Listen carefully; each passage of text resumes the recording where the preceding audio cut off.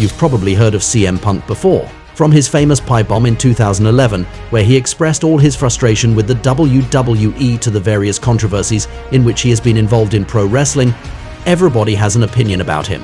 What we may be less aware of when we talk about the Chicago Kid is that he developed his grudges against the Stamford Federation from the time when he had a character that was original, to say the least, and above all controversial, the prophet of the straight edge society. It's a delight to meet you on the Wrestling Paradise to tell you about the rise and decline of this outrageous group. You will discover, among other things, how CM Punk became the most hated man in the Federation for a few months, why this new character was directly connected to his chaotic childhood, but also why Vince McMahon didn't totally bet on him, and even how a real-life mistake of one of the members had major consequences. And you will never guess what an elderly woman yelled at the Chicago Kid while slapping him at a non-televised show. You are on the Wrestling Paradise, the rise and fall of the straight edge society, CM Punk's creation that ended up traumatizing him. Let's go. It all started when CM Punk had an amazing rivalry against Jeff Hardy in 2009. We remember that he had won the Money in the Bank briefcase, which enabled him to steal the heavyweight title that Jeff just regained at the Extreme Rules show. During the following months, the company offered us an exciting story between two completely opposite personalities. On the one hand, there was Hardy, whose addiction problems and his extreme lifestyle were well known, like his way of wrestling. On the other hand, there was Punk, the man who claimed to be straight edge, that is to say, who does not smoke, doesn't take drugs nor alcohol, a disciplined and strong individual. Unlike you, Jeff, this is the only foreign substance I will allow in my body. It's important to be clear. This is absolutely not a character or some act for Punk. In real life, he has actually been straight edge for years. It is a personal way of seeing things that is truly important to him. His childhood was chaotic because of his father's alcoholism, which pushed him to adopt this philosophy. It should also be known that this was the first time he played a villain in the WWE, a register in which he felt totally at ease. For the record, in the summer of 2009, the big boss Vince McMahon called him to his office and challenged him to be a good villain, Vince not being convinced that he was capable of it. Punk replied that he would be the company's most hated heel in 3 months, which he has indeed managed to be.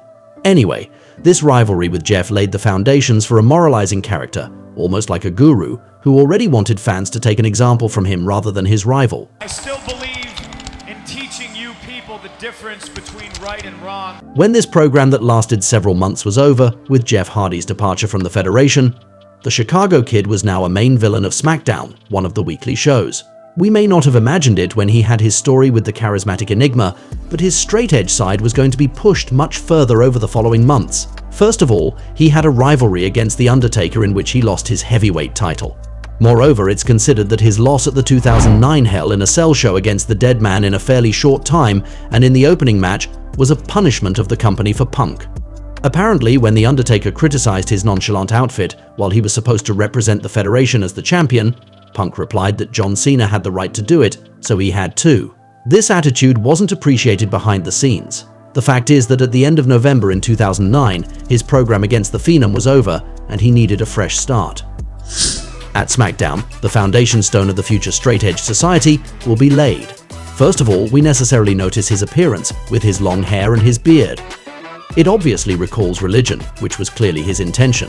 He presents himself as a savior in front of all these spectators who are sick in his eyes, whom he must put back on the right path.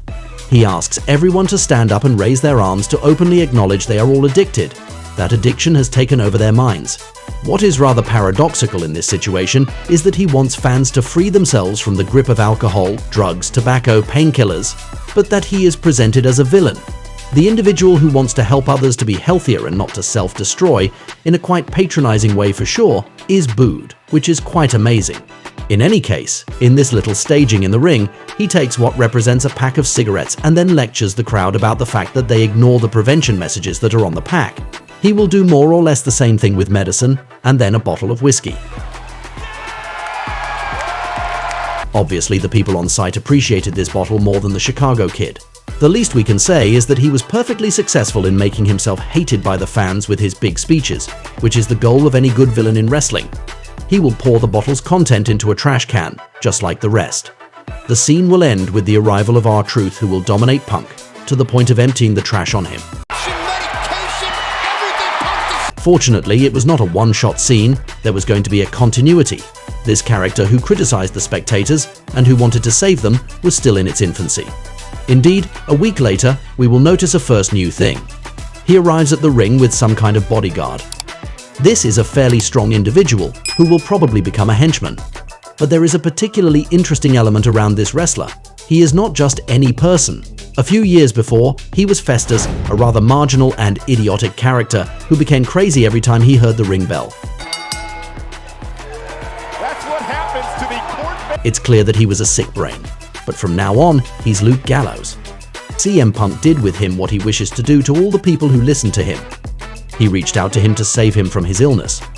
Personally, I think it was absolutely great to use the one who was Festus in the past.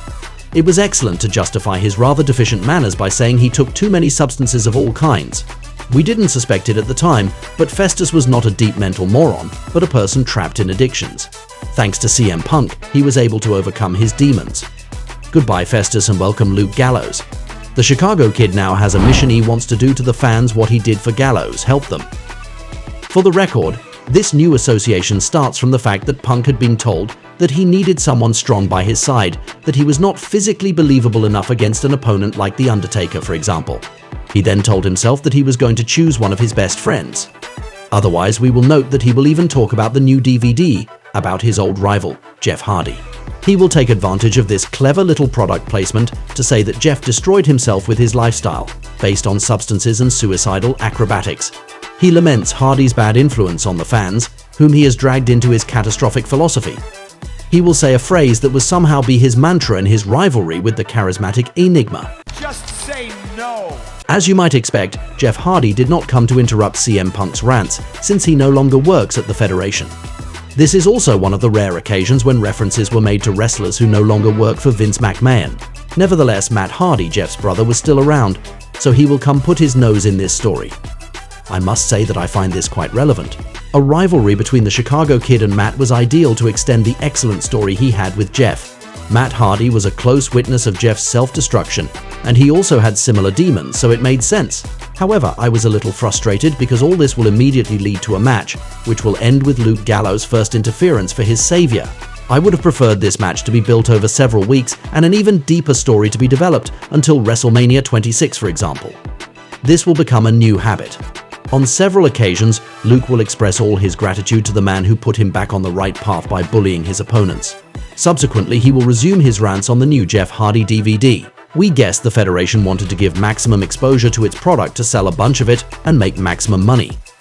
CM Punk, on the other hand, compares this DVD to hallucinogenic mushrooms and destroys it completely. As a team with Gallows, they will beat R-Truth and Matt Hardy. I would like to take this opportunity to say that Punk's t-shirt at that time was beautiful in my eyes. In terms of staging, it was also great to see Luke Gallows sitting in the ring, while CM Punk put his hand on his neck, as if he was controlling him, like a handler and his dog. However, it should be emphasized that the following weeks, the Chicago Kid wasn't really highlighted. They make him lose on a regular basis, and a rematch for The Undertaker's heavyweight title seems unthinkable for now. Fortunately for him, everything will go much further from 2010. Do you want to find out how CM Punk managed to become the most hated man in the Federation and see if this outrageous straight-edge society had the successes it deserved? By the end of the video, you will have all the answers, and you will see things will not evolve as we could have imagined at all. In the first SmackDown of the year, he had the honor of opening the show to come and lecture the spectators on the good resolutions they made for 2010. He criticizes them for always wanting to give up their bad habits, but for letting go after a while and then relapsing. He once again asks the fans to stand up and raise their hands, just like a sect of which he is the guru. He wants people in the arena and in front of their television to say out loud that they are tired of being losers, of mistreating their bodies, of not being able to say no. They must say that in 2010 they will become straight edge. They will no longer smoke nor consume alcohol and drugs. Of course, the fans will continue to reject CM Punk, which will annoy him. From now on, he says he will not hesitate to get physical to make others accept his vision. He is much more aggressive and violent, whereas he wasn't until now. It seems that he understands his words are not effective with the fans. He becomes impatient because we don't listen to him, so he will have to be much more brutal to get his message across. We can say that from now on, words will give way to deeds. He announces that next week he will save someone live on television, and that he will do the same thing from city to city throughout the year. His goal is to get as many people as possible to follow his vision, that everyone unites to form a straight-edge society. We clearly see a guru there who wants to create his own group by converting lost individuals. He will not back down from physical violence to achieve his goal. It is no longer the idea of spreading a positive message to encourage the population to change, but of creating a sect. You can't all be saved. January 8, 2010 will be a new milestone in this straight-edge prophet character from CM Punk. The big day is here. He is going to save a person from the crowd. At that moment, we may wonder how he will do that. We don't know if they will be real fans or fake ones, or what he exactly plans to do to help them. We'll have the illustration a few moments later. He chooses a fan from the crowd and brings him into the ring, after reassuring him by telling him he shouldn't be afraid and telling everything that is wrong with this individual. He makes him kneel down. Now, this lost young man must accept him as his savior and give up his former life for good. While he replied to CM Punk that he was just going to try, it wasn't enough for the Chicago Kid. He raises his tone before calming down, and will eventually tell him that deeds are worth much more than words. To prove his membership in the straight-edge society and show that he was sincere in this new commitment, his skull had to be shaved. Personally, I find this action very original. Without the shadow of a doubt, it symbolizes this new human being that this character who is now straight-edge is becoming. He separates from his former loser identity, personified by his hair. It was a pretty amazing image to see a wrestler shaving the skull of someone who is apparently just a simple fan. With his hand on his head, he has just saved a new person. The scene will end with a celebration of this change, and by CM Punk, who pronounces the following sentence. He, like myself, is better than all of you. We had taken an even more exciting turn in this straight-edge society story. We were already imagining a group made up of bold people to surround a CM Punk, who clearly wanted to look like Jesus. We will witness a similar scene the following week, where another lost individual will be saved, always by having his skull shaved. He will also explain that this act of losing his hair symbolizes the fact he is letting go of an old life, the old human being he was. The only thing I think is too bad on a personal level is not to see these men again who had been converted to the straight-edge lifestyle. We could have expected to see them accompany Punk and Gallows during all the following shows to end up forming a real army.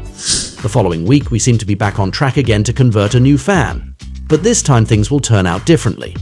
While CM Punk is in the middle of a rant to convince spectators to join him, we see a woman running up to him. In the aftermath, she will be evacuated by security. It was a brilliant staging because it put doubt in our minds.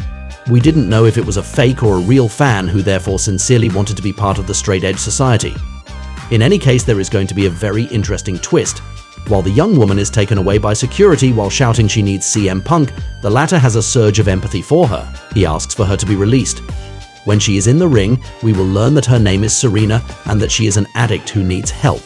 He tells her he doesn't only want these people to stop smoking or alcohol, but for them to truly become his disciples. They have to pledge allegiance to his sect. He will make her sit down and make her repeat that she accepts the straight-edge lifestyle in her existence, that the Chicago Kid is her savior. We might have thought the fact that she is a woman would push them to find another way to prove her commitment by deeds, but it will not be so. She will also have her skull shaved. This is a new step for this faction, with a woman joining them. A few days later, the guru of the straight-edge society will participate in the Royal Rumble, this annual event in which 30 wrestlers compete for a ticket in the WrestleMania main event. In terms of entertainment and originality, his performance there was amazing in my eyes.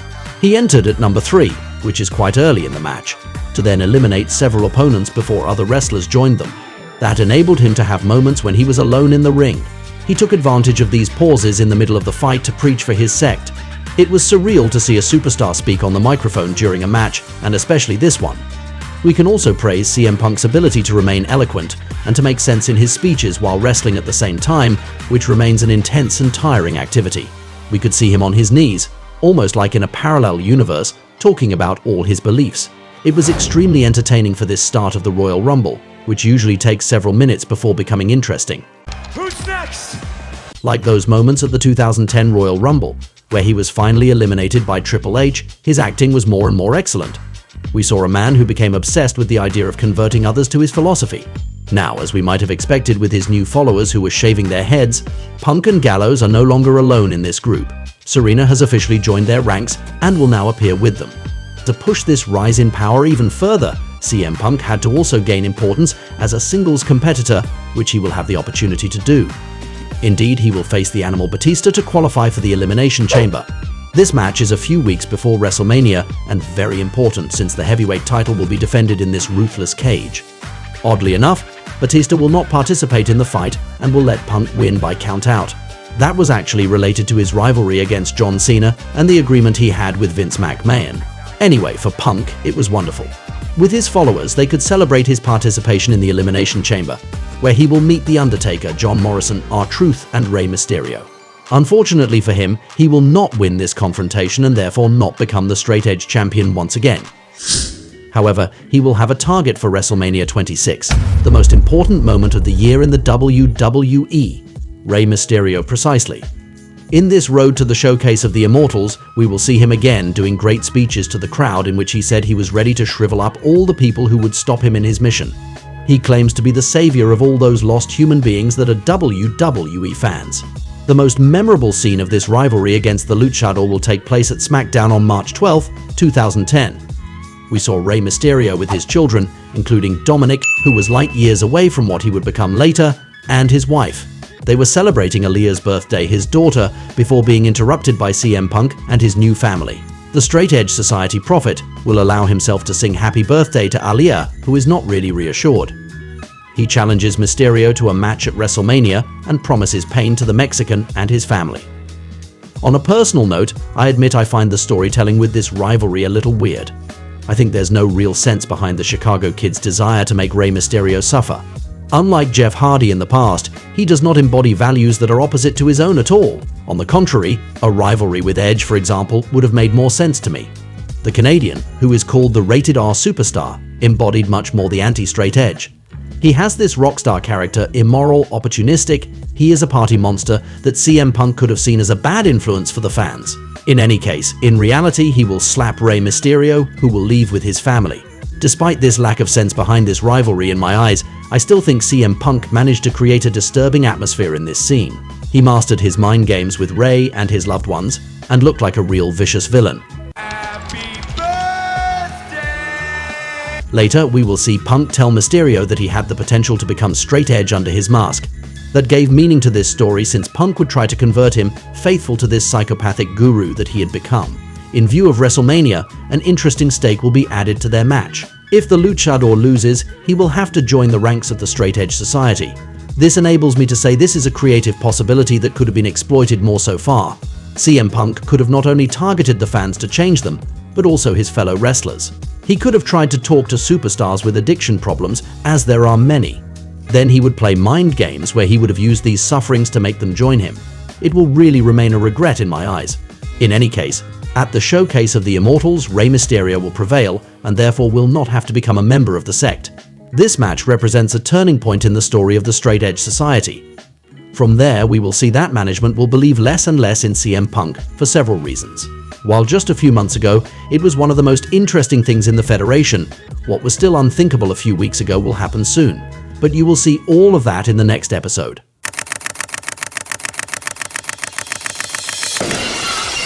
We can say that the Straight Edge Society really is a unique faction. I hope you had a good time watching this video, and I invite you to stay on the Paradise of Wrestling to look at some other ones. See you right away. And that's the bottom line, 'cause Stone Cold said so. What?